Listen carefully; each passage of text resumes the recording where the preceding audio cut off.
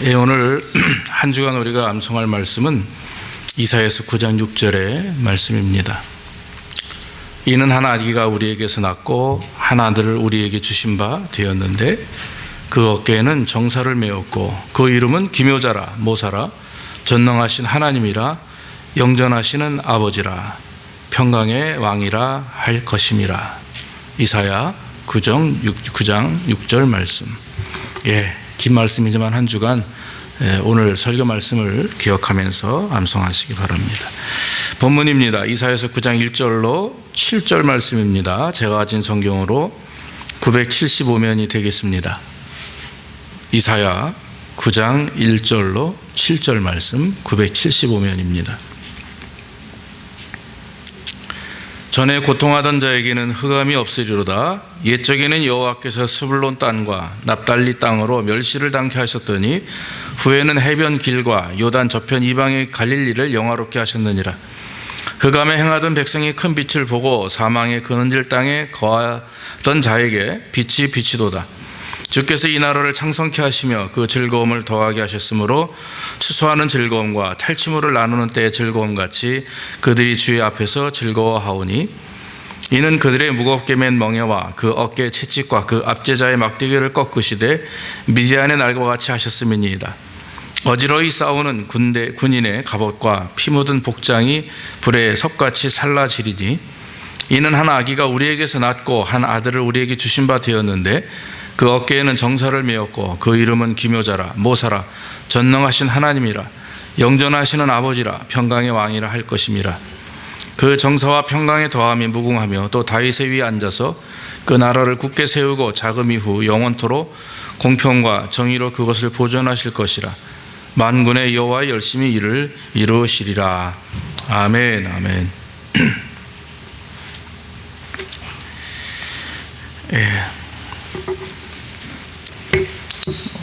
오늘이 이제 12월 셋째 주입니다. 다음 주면 12월 25일 성탄절과 이제 주일이 같이 있는 날입니다.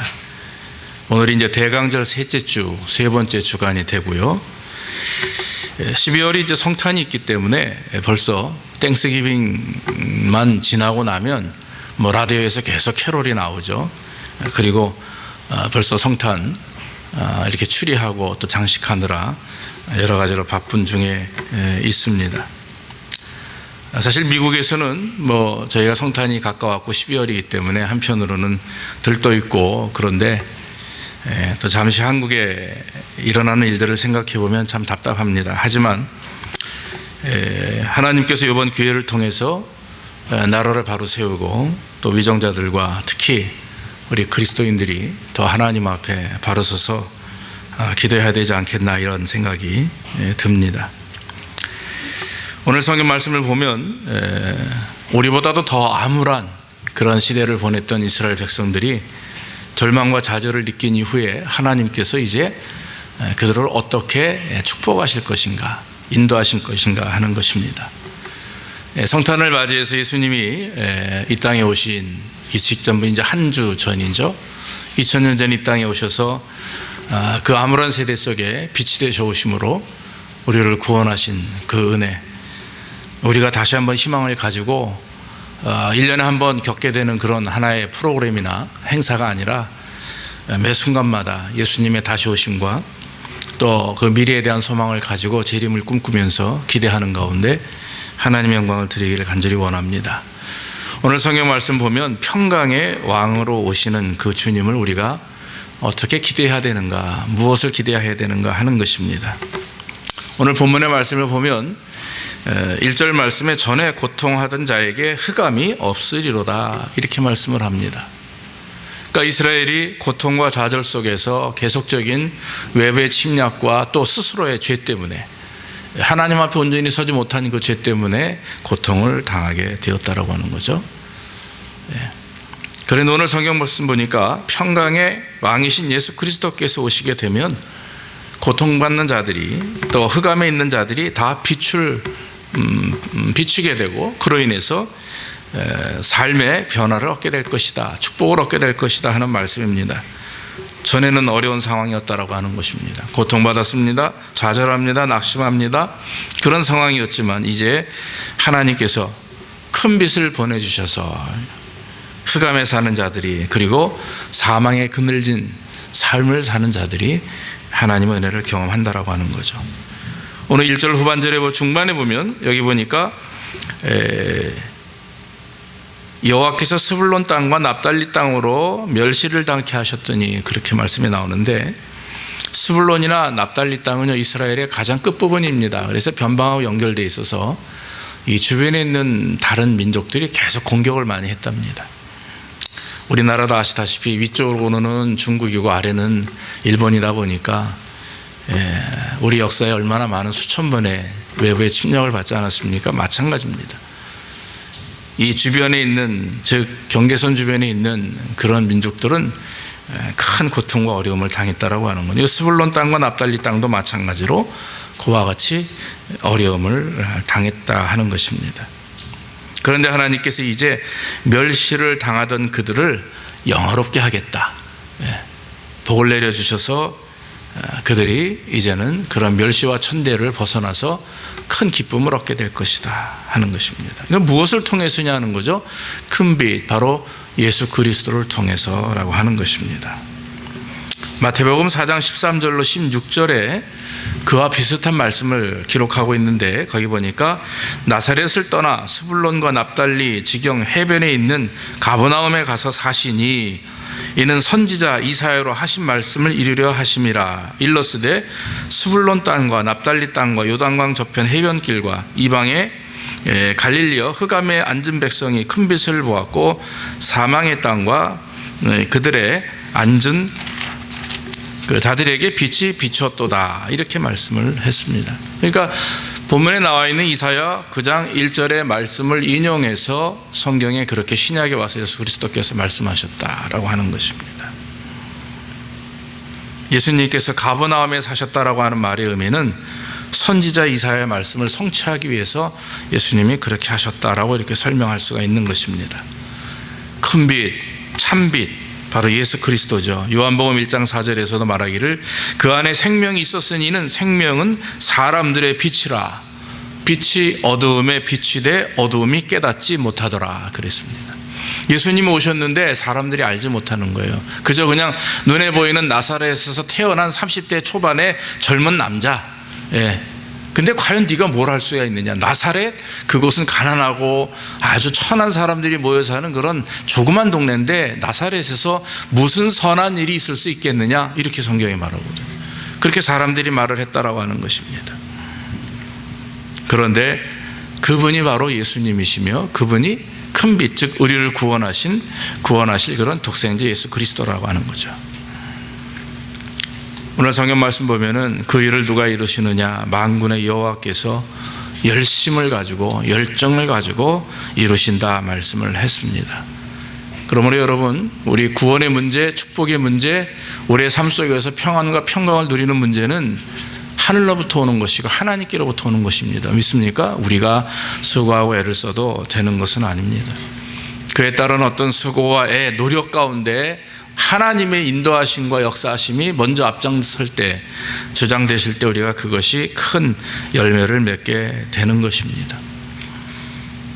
빛이신 예수 그리스도께서 이 땅에 오셔서 어둠과 사망에 있는 우리를 위해서 죽으시고 부활하심으로 저 여러분들이 큰 빛인 주님을 의지하게 되는 거죠. 그래서 여러분, 우리가 종종 이 땅에 살면서 어려움을 경험하고 또 낙심을 경험하고 질병을 경험할 때마다 우리가 하나님을 더 의지해야 되는 것은 그 가운데서 구원하실 것은 오직 예수 그리스도밖에 없다라고 하는 것, 하나님의 능력밖에 없다라고 하는 것을 믿으시기를 바랍니다. 그래서 이제 예수님이 오셔서 우리에게 구원을 주셨고 또 지금도 하나님께서 우리와 함께 하시고 성령 인도하심을 통해서 우리는 그 예수님의 재림을 기대하며 주님 오실 그날을 또 우리가 소원하는 것이죠. 또 한 가지 성경의 말씀을 보면 예수님은 5개의 이름을 가지셨다 이렇게 말씀합니다. 메시아이신 예수님께서 5개의 이름을 가졌다 그랬어요. 6절 말씀에 보면은 이는 한 아기가 우리에게 낳고 한 아들을 우리에게 주신 바 되었는데 그 어깨에는 정사를 메었고 그 이름은 기묘자라 모사라 전능하신 하나님이라 영존하시는 아버지라 평강의 왕이라 할 것임이라 그랬어요. 그 예수님이 갖고 있는 그 이름의 의미는 무엇입니까? 기묘자가 뭐예요? 기묘자, 놀랍다라고 하는 뜻이죠. 놀라운 분이다라고 하는 것입니다. 하나님은 참으로 놀라운 분이시다 하는 거죠. 그 예수님의 신성을 의미합니다. 신적인 능력을 소유하신 분이 바로 예수님이라고 하는 것입니다. 여러분, 성육신이라고 하는 단어 아주 중요합니다. 즉 그리스도께서, 예수 그리스도께서, 하나님의 아들인 그리스도께서 이 땅에 육신의 몸을 입고 오셨다. 그 얘기는 인성과 신성을 다 가지고 계신 하나님이시며 인간이시다, 그런 말이죠. 초대교회의 많은 이단자들은 그 예수님의 성육신을 믿지 않았습니다. 예수님의 인간 되심을 믿지 않았고 또 그 사람들은 그것을 반박했습니다. 그래서 교회 내에, 초대교회 내에 이런 이단 사설들이 계속 침투하면서 사도들이 증거한 말씀들이 자꾸 변질되는 거죠. 그래서 사도들은 그 예수님의 성육신, 예수님은 하나님이시며 완전한 인간이시다라고 하는 그 인성과 신성에 대한 말씀을 아주 깊이 강조했던 것을 우리가 알 수가 있습니다. 그 예수님이 여러분 동정녀 탄생이라고 그러죠. 결혼하지도 않은, 남자를 알지 못하는 마리아를 통해서 이 땅에 태어나셨다라고 하는 것, 그것은 요셉과 마리아가 결혼해서가 아닙니다. 바로 성령께서 잉태하셨다 하는 것입니다. 성령이 잉태케 하셔서 마리아의 몸에서 10개월 동안 계시다가 나오신 것, 그러므로 신성과 인성이 증거되는 말씀이 바로 동정녀 탄생입니다. 그리고 십자가의 구속과 부활과 승천, 이 모든 것들을 다 조합해서 놀라운 하나님이시다 하는 의미에서 기묘자라고 한 거죠. 그 다음에 모사라고 말합니다. 모사는 좋은 자죠. 조력자입니다. 모사꾼 하면 우리가 나쁘게 들릴지 모르지만 사실 모사하면 이렇게 협력하고 조언하는, 어드바이스 하는 사람을 말하죠. 하나님의 계획과 관계가 있습니다. 신적인 지혜를 가진 것을 말하고 늘 성도 입장에서, 사람 입장에서 우리와 상담하시고 우리의 내담자가 되셔서 하나님께 우리의 문제를 고백하는, 그리고 하나님의 뜻을 우리에게 알려주시는 그런 능력을 행하시는 것, 그것이 바로 주님이고 바로 모사다, 이렇게 말합니다. 또 한 가지, 세 번째는 전능하신 하나님, 지혜로운 계획을 시행하시는 능력을 가진 분입니다. 하시는 일을 이루시고자 하는 분이죠. 하나님과의 약속, 언약을 이루시는 분입니다. 마귀를 이기시고 그리고 사망 권세를 이기셨다라고 하는 것입니다. 네 번째는 영존하시는 아버지다, 이렇게 말합니다. 영존은 영원히 존재하시는 분을 말합니다. 예수님은요, 성부와 성령 이렇게 세 분이서 하나님으로 삼위일체 되셨다고 그러죠. 한 하나님 안에 세 분의 인격이 따로 존재합니다. 그래서 삼위일체인데 예수님은 성부 하나님과 성령 하나님과 성자 예수님 세 분이 동일하게 함께 역사하시고 움직이시고, 태초에 천지를 창조하실 때도 이미 세 분은 함께 존재하셨다라고 하는 것입니다. 마지막으로 평강의 왕입니다. 그것은, 평강의 왕은 평화라고 하는 뜻이죠. 하나님과 죄인의 관계를 화목케 하신 것입니다. 여러분, 우리가 제사가, 구약의 제사가 5가지가 있는데 그 중에 화목제라는 게 있죠. 화목제는 하나님과 우리 인간이 화목을 이룰 수 있도록, 막혔던 죄악의 문제를 해결되고 화목을 이룰 수 있도록 드리기 위해서 드리는, 구약에서는 화목제, 그래서 양을 드리고 비둘기를 드리고 그랬어요.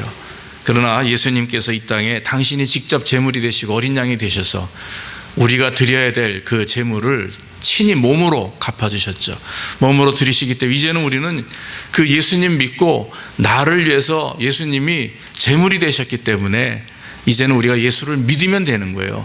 나를 위해서 예수님께서 십자가에 죽으셨고 나를 구원하셨고 나에게 영원한 생명을 주셨고 부활을 승천하심으로 주님께서 이제 마지막 때 다시 오실 날을 내가 기대합니다. 주님은 나의 구주십니다. 나를 구원하셨습니다. 라고 하는 고백과 삶의 인정과 실천이 있을 때 거기에 큰 은혜와 역사가 있게 되는 것입니다. 그러므로 여러분, 평강의 왕이라고 하는 이름이 기록이 되어 있습니다. 사랑하는 성도 여러분, 메시아이신 예수 그리스도, 하나님이시며 아들이신 그분은 이 땅에 오셔서 죄와 원수가 되고 늘 죄 가운데 고통 때문에, 질병 때문에, 어려움 때문에 당하는 우리의 모든 문제들을 해결해 주셨습니다. 육신의 문제뿐만 아니라 영적인 모든 죄악의 문제까지도 해결하셨기 때문에 우리가 예수님을 나의 구주로 믿고 섬길 수가 있는 것입니다. 예수님은 평화를 주시기 위해서 이 땅에 오셨다라고 누가복음 2장 14절에 말하죠. 지극히 높은 곳에서는 하나님께 영광이요, 땅에서는 기뻐하심을 입은 사람들 중에 평화로다, 그렇게 말씀을 했습니다. 사랑하는 성도 여러분, 우리 주님은요 상담자십니다. 조언자시고 기묘자입니다. 우리가 어떤 문제를 경험하게 될 때 우리는 종종 사람과 대화합니다. 좋습니다. 그러나 먼저 해야 될 일은 주님 앞에 깊이 기도하는 것입니다. 할렐루야. 기도하고 의지하고 그러는 거죠. 아무리 질병에 걸리고 암에 걸리고 수술을 하고 그래도요, 늘 마음속에 하나님 앞에 의사를 믿어야죠. 의사의 그런 의술이나 이런 것도 중요합니다만 더 먼저 될 것이 있습니다. 그게 뭡니까? 믿음을 가지고 하나님을 향하여 나을 수 있다라고 하는 믿음, 더 잘 해결된다라고 하는 믿음, 그런 믿음을 가지고 주님 앞에 고백하고 의지하고 내 문제를 하나님 앞에 내어놓을 때 먼저 하나님이 축복하시는 거죠. 이거 영적인 문제들이 해결되게 되면 사실 육신의적인 모든 일어나는 문제들은요 자연스럽게 해결되게 될 수 있습니다. 그래서 여러분, 가장 중요한 것은 우리의 삶이 회복되고 육신적인 문제들이 회복되기 이전에 먼저 회복돼야 될 것이 있는데 그게 바로 영적인 문제입니다. 그래서 하나님과 깊은 관계, 하나님과의 온전한 관계가 이어지게 되면 안 되는 거예요. 할렐루야. 맨날 우리가 하는 얘기지만 오늘 아침에도 밥솥에 이렇게 전기를 꽂는데 불은 들어왔는데 뜨거워지질 않아요. 제가 20분 정도 이렇게 관심 갖다가 집사람한테 얘기해요. 집사님, 이거 안 된다고 말이죠. 밥솥이 문제인지 전기 코드가 문제인지 모르지만 그 주방으로 들어가서 집사람은 항상 주방에다 하더라고요. 보면 이것도 꽂는데 되는 데가 있나 봐요. 하나님과 나와의 어떤 코드가 연결돼요. 영적 코드가 연결돼야 되는데 그 코드가 연결 잘 되면 우리 안에 빛이 들어옵니다. 그래서 내 안에서 끌어날 수가 있는 거죠. 중요한 것은 우리의 육신의 문제는요, 영적인 문제가 해결돼야 육신의 문제도 해결되는 것입니다. 그러므로 여러분, 혹시 여러분들의 삶 속에 육의 문제, 세상적인 문제들이 여러분들을 괴롭게 하고 낙심되게 만들고 불안하게 하고 불편하게 하신다면 깊이 돌아봐야 될 것이, 그것을 고쳐달라고 또 고치기 위해서 노력하기 이전에 먼저 행할 것이 하나님 앞에 고백하며 기도하는 일입니다. 기도하시고 그러면서 행하시고 순종할 때 분명히 하나님은 뜻 가운데 아름답게 인도해 주실 줄로 믿습니다. 그래서 예수님께서 이렇게 많은 이름들은, 그것은 예수님이 그와 같은 분이시다, 하나님이시며 인간이시고 우리를 위해서 구원하신 분이시다라고 하는 것을 강조하기 위해서 이미 이사야를 통해서 하나님은 예수 그리스도에 대해서 예언하신 거죠. 그리고 마지막으로 오늘 그런 메시아의 사역이 뭐냐 이겁니다. 예수님이 이 땅에 오셔서 하시는 사역이 뭐냐, 평화의 왕이신, 즉 평강의 왕이신 예수 그리스도의 사역이 무엇인가. 7절에 보니까 그 정사와 평강의 더함이 무궁하며 또 다윗의 위에 앉아서 그 나라를 굳게 세우고 자금 이후 영원토록 공평과 정의로 그것을 보존하실 것이다. 만군의 여호와의 열심히 이를 이루실 것이다, 이렇게 말씀합니다. 여기 성경에 보니까 정사와 평강의 더함이 무궁하다 그랬어요. 주님께서 다스리는 그때, 주님이 다스리는 그 나라, 주님이 함께 하시는 그 나라는, 그 사람은 정사와 평강의 더함이 무궁하다 그랬습니다. 또 다윗의 왕좌에 앉아서 그 나라를 굳게 세우실 것이다 했습니다. 다윗을 통해서 하나님 역사하셨고 그의 믿음을 통해서 하나님은 기뻐하셨고 내 마음에 합한 자다 말씀했습니다. 예수 그리스도께서 그리스도를 믿고 의지하는 모든 성도들에게 그러한 믿음을 주실 것이고 다윗과 함께 하신 것처럼 함께 하실 것이며 또 그 사람이 생각하고 기도하고 바라고 원하는 것들을 다 하나님이 이루실 것이다 하는 것이죠. 지금 이후로 영원히 정의와 공의로 보존하신다 그랬습니다. 세상은 여러분 정의와 공평과 공의가 살아 움직이기가 쉽지 않습니다. 왜냐하면 마귀가 주관하는 것은 정의와 공의와 공평이 있지 않습니다. 이사야서 5장 7절에 보면 하나님께서 바라시는 정의와 공의가 이스라엘에 없다라고 이렇게 말씀하십니다. 그래서 메시아를 보내서 이 땅의 정의와 공의로 통치하실 것이다라고 약속하셨습니다. 정의와 공의는 평강입니다. 오늘날 한국도 그렇고 전 세계가 정의와 공의로 인해서 움직여지는 나라와 민족들이 많지 않습니다. 왜 그렇습니까? 사람들이 자기의 욕심을 드러내기 때문에 그렇습니다. 욕심이 드러나면 나를 먼저 생각하기 때문에 남을 생각하지 않는 거죠. 어떤 사람이 그런 시험을 직접 했습니다. 야, 장님인 척하고요, 오른쪽에는 50불, 왼쪽에는 5불을 들고 갑니다. 그리고 나서 지나가는 사람들에게 50불짜리를 손에 이렇게 끄집어내면서 이거 5불인데 1달러 5개로 바꿔주십시오 이렇게 얘기해요. 근데 보니까 말이죠, 10명 중에 6, 7명은요 그러면 알았어 그러는 5불만 1불짜리 5개를 꺼내주는 거예요. 그런데 이제 남자분들은 거의, 이제 젊은 사람들은 다 그냥 이렇게 그런 척하고 모르는 척하고 가져가는데, 나이 든 할아버지들이나 여자분들은 거의 다가 이거 지금 당신 5불이 아니라 50불짜리입니다. 5불짜리는 지금 이쪽 손에 있군요. 이렇게 가르쳐 주는데, 보통 사람들은요 다 그냥 장님인 줄 알고 바꿔가는 거예요. 그래서 이 사람이 안경을 벗고 쫓아가서 너 실수한 거다, 잘못됐다고 바꿔오는 걸, 그걸 제가 화면을 통해서 본 적이 있습니다. 세상은 그래요. 잘못된 건 줄 알면서도 그렇게 그냥 눈 감고 하듯이 하는 것이, 그것이 정의가 사라지고 공평과 공의가 사라진 거 아니겠습니까? 무엇 때문에 그렇습니까? 우리의 욕심 때문에 그렇습니다. 메시아가 이 땅에 오시는 이유는 우리로 하여금 우리를 구원하기 위함이고, 또 구원이라고 하는 것은 믿음을 통해서 얻지만, 여러분, 믿음과 플러스 삶에 하나님이 기뻐하시는 열매와 변화와 말씀들의 순종이 따를 때 거기에 진정한 구원의 참 의미가 있는 줄로 믿습니다. 그래서 요즘에 여러분, 구원에 대한 그 문제, 예수 그리스도를 믿음으로 얻게 되는 구원에 대해서 다시 한번 깊이 성도들이 생각하고 조력해야 된다라고 하는 목소리가 높아지고 있습니다. 여러분, 예수 그리스도께서 이 땅에 오셔서 지금 초림하셨어요. 그래서 이미 죽으시고 부활하시고 승천하시고 이제 재림이라는 것이 남아 있습니다. 우리는 보지 않았죠. 예전에 구름 타고 올라가신 그 모습 그대로 이 땅에 이제 오실 날이 얼마 남지 않았어요. 자, 우리가 기대하는 것은 무엇입니까? 재림입니다. 주님이 다시 오셔서 우리를 구원하실. 그래서 이 죄와 질병과 죽음이 있는 이 세가가 아닌 하나님의 나라에 우리를 데리고 가시는 그 구원의 때를 우리는 기다리는 것입니다. 그런데 오늘 성경 말씀 마지막 부분에 참 재밌는 단어가, 문장이 하나 있습니다. 7절 후반절에 보면 자금 이후 영원토록 공평과 정의로 그것을 보존하실 것이라 하고 만군의 여호와의 열심히 이를 이루시리라 그랬어요. 자, 만군의 여호와의 열심. 그러니까 이런 메시아뿐만 아니라 예수님의 도래, 하나님의 나라 왕국의 도래, 이런 부분에 대해서 가장 중요한 핵심적인 단어가 있는데 그게 바로 여호와의 열심입니다. 하나님의 열심. 열심이라는 말이 열정을 의미합니다. 근데 여러분, 거기에는 질투도 포함이 됩니다. 질투.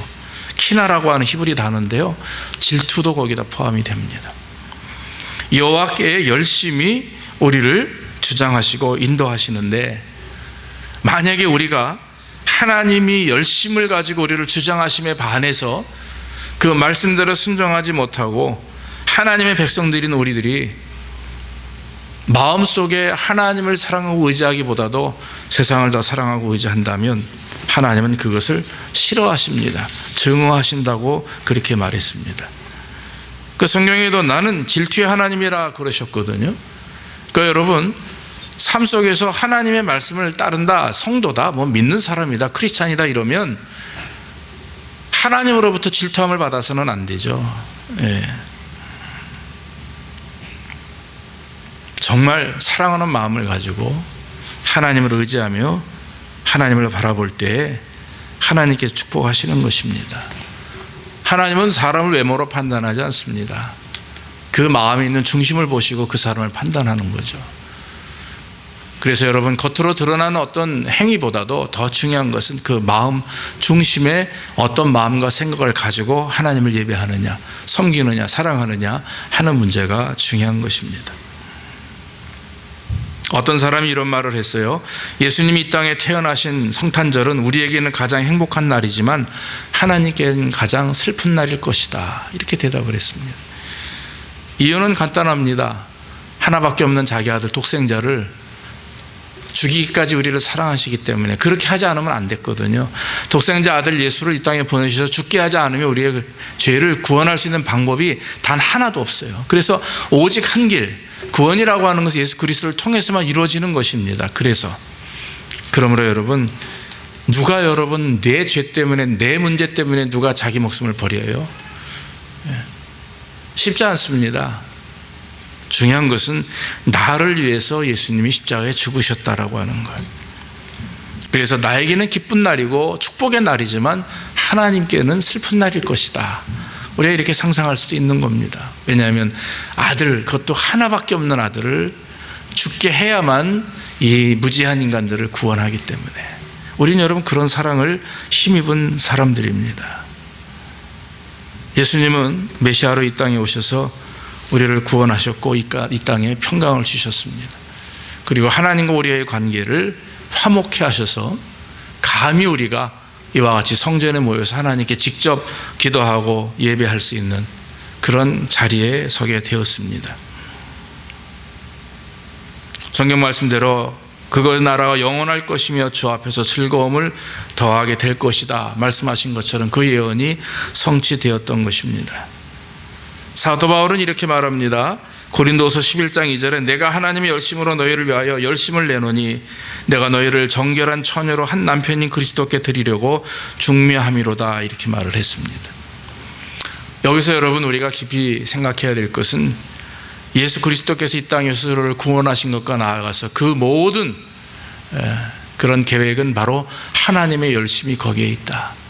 영혼 구원을 위해서, 우리를 위해서 하나님의 열심이, 하나님의 그 사랑과 열정이 바로 예수 그리스도가 이 땅에 오게 된 이유였고 목적이었고 그런 결과였다는 것입니다. 나아가서 저와 여러분들이 예수님을 나의 구주로 섬기고 또 구원받은 저와 여러분들이 남은 이 땅에서 해야 될 일이 무엇입니까? 그것은 바로 하나님의 열심을 품고 우리도 그와 같이 인생을 살아가는 것입니다.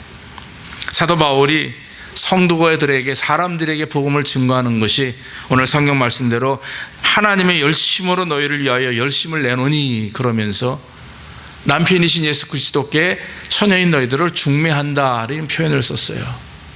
마찬가지로 우리도 열심을 가지고 영혼을 구원하고 열심을 가지고 영혼을 사랑하고 또 열심을 가지고 이 땅에서 열심히 살아가는 겁니다. 그 살아가는 삶의 목적과 열심이 내가 돈 많이 벌어야 되겠다, 내 자녀들이 잘 키워야 되는데, 이런 것 이전에 하나님께 대한 어떤 마음의 이 각오와 열심을 가지고 하나님의 영광을 위해서라고 하는 것이 우선되면 그 모든 것들을 하나님이 채우시고 인도하셔서 지나고 나보면 우리 자녀들이 잘 되고 우리 가정이 화목하고 모든 것이 하나님의 은혜였습니다 라고 하는 고백이 절로 나오게 된다라고 하는 거죠.